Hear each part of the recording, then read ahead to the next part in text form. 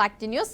వరంగల్ నగరంలో bike silencer లేకుండా modify చేసుకున్న వాహనదారులపై ట్రాఫిక్ పోలీసులు కొరడా జల్పించారు.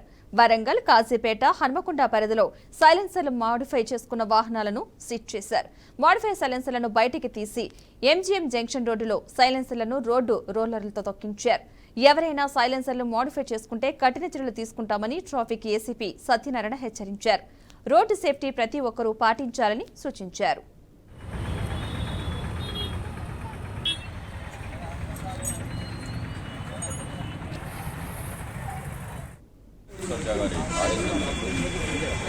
రాత్రి 6 గంటల తర్వాత 6 నుంచి 11 గంటల వరకు కూడా స్పీడ్ డ్రైవ్ చేయడం జరిగింది.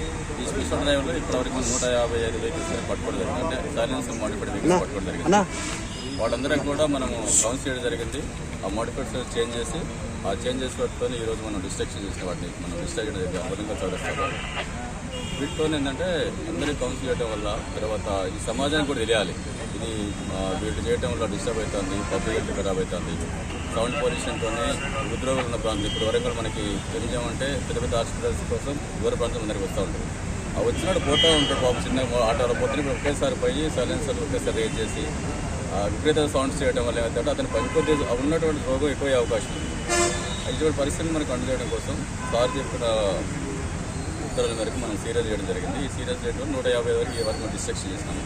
ఇంకా ఇప్పటి నుంచి మనం చెప్పేది ఇక ముందు ఎవరు ఇటువంటి వెహికల్స్ ఇటువంటి చర్యలు పాల్పడితే వాళ్ళ వెహికల్స్ సీజ్ చేయడంతో పాటు వాళ్ళ 300 వరకు లైసెన్స్ మనం క్యాన్సిల్ చేస్తాం.